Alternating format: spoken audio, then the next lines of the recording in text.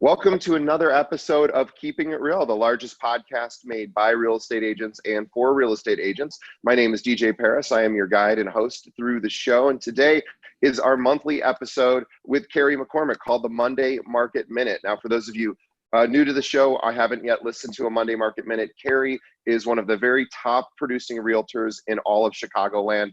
She's been doing this over 20 years. And when I say top producing, there's about 44,000 real estate agents in Chicagoland. Carrie is like literally in the top 15 pretty much at all times. So in the top 1% of 1%. If you want to see an amazing Instagram account for that a real estate agent has, Carrie's is incredible. Please follow her, which is at Carrie McCormick Real Estate, and also visit her website, which is CarrieMcCormickRE.com. She is with At Properties here in Chicago. Carrie, welcome once again to the show. Thank you. And I'm smiling today because the sun is shining here in Chicago, and I'm in my office. So everyone gets kind of a sneak peek of a little bit of what you can see in my office. So you're no longer at home. You're at the office. I'm at the office, and I could not be happier. I love it here.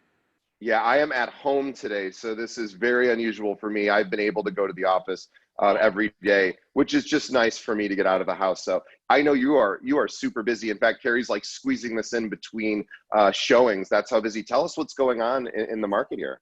That's another reason I'm smiling is I love to be busy. I love what I do, and I love putting deals together. Today, I've written 4 offers. And I've gotten multiple offers on my listing. So I'm juggling a lot, but this show is important to me, and, talking to the audience is important. So of course I'm happy to be here to discuss the market. So right now it's busy, right? And the one thing I wanted to talk about, which has been very common and that I feel that's created this busy market, is outdoor space. Right? Everyone's been cooped up in their homes since March, and everyone now understands the importance of your space that you're in and your outdoor space.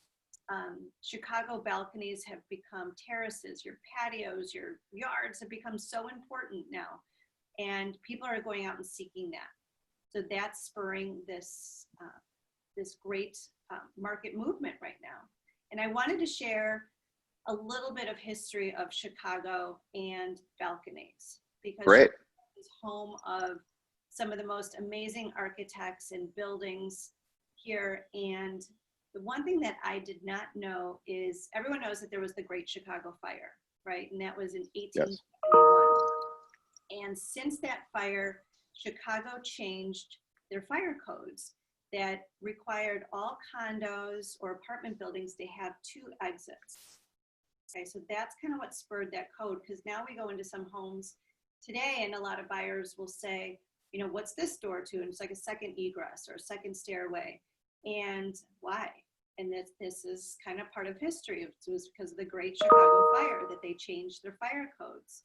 And way back then, again, that was, 1871. But, back then people would use those fire escapes or those rear exits for hanging their laundry out, to go out there and talk to their neighbor, to go socialize. They really used that outdoor space to be part of their lives.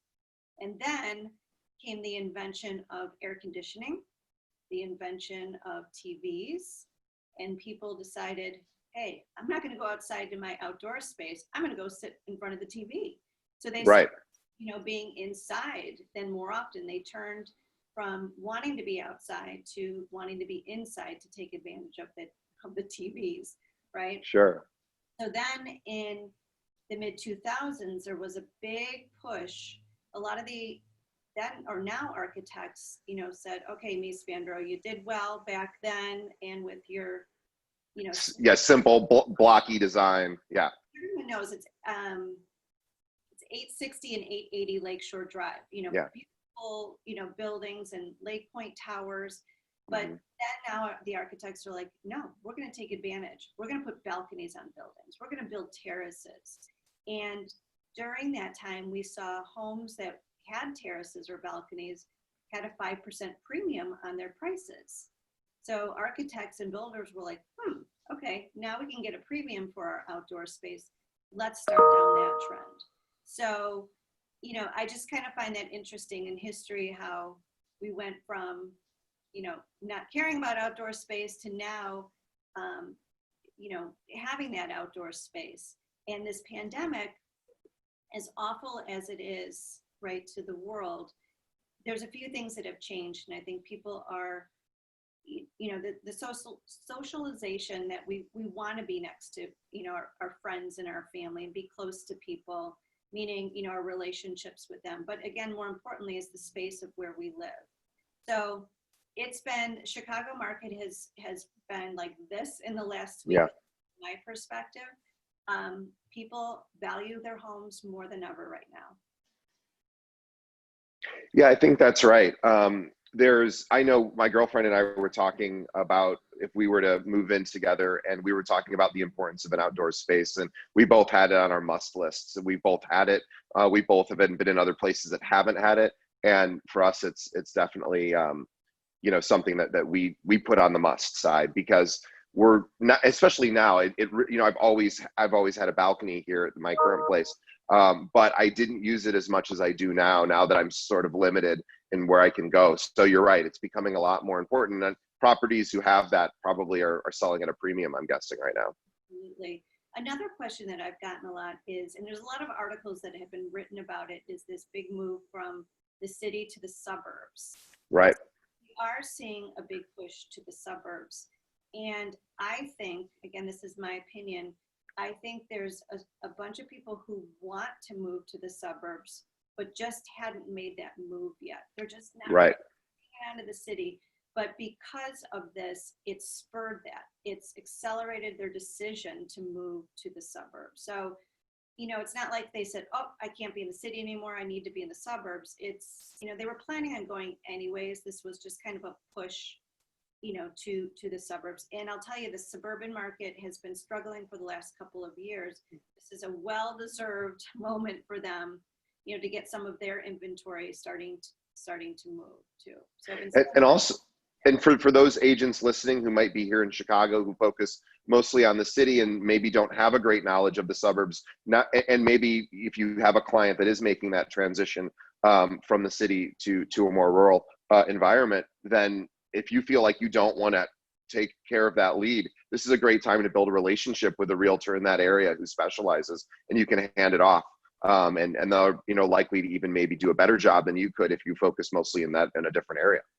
And that's actually a good point. Is I grew up in the North Shore, so I know that area very well. It's very easy for me to take my buyers up there, and I've been focusing a lot on the western suburbs too. But there are some areas, Naperville. Don't know Naperville very well. Right. I know Naperville. I'm sure it's a lovely city, but it's out of my wheelhouse. And I think you're right. It's forming those relationships with other brokers, and you learn a little bit about those communities and have those relationships. So very important. Well, I'm going to share my marketing minute of the week, which is a very simple one. It's a really going back to basics. And since we've all been in this confined environment, which is thankfully starting to relax a bit, and hopefully will continue to relax until we're able to go sort of go out and live our lives as we used to. Now's a great opportunity to get your database in order. And so a lot of times agents will ask, they'll write to our show and they'll say, hey, that's great. I know I'm supposed to stay in touch with my sphere of influence, but I'm not always sure what to talk about.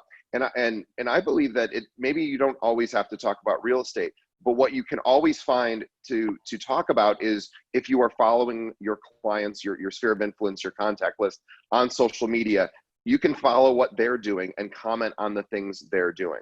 So to me, that's a great opportunity to go now online and try to friend everybody on LinkedIn that is in your sphere of influence, and also Facebook and Instagram, right? Go ahead and make those connections, and then every day scan the feeds, see what your clients, what your friends, and your sphere of influence is up to, and you can make comments on those posts, right? Even if you're not necessarily reaching out by telephone or texting, which you can do as well. But the other cool thing is LinkedIn, you can see when people's work anniversaries are, you can see when they start a new job, when their birthdays are.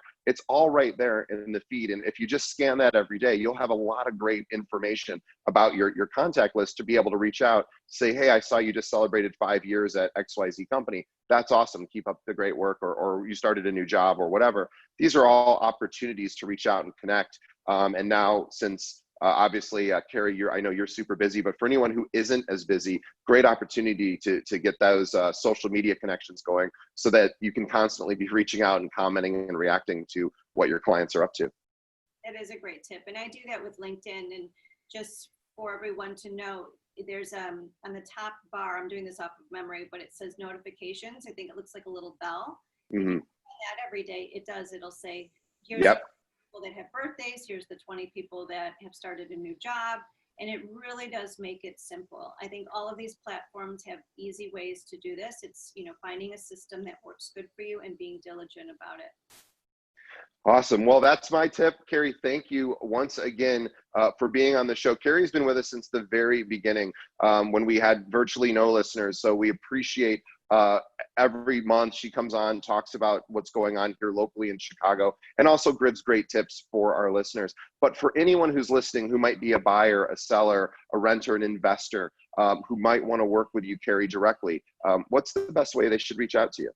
Yep, always call me, 312-961-4612. Text, call, or email Carrie@atproperties.com.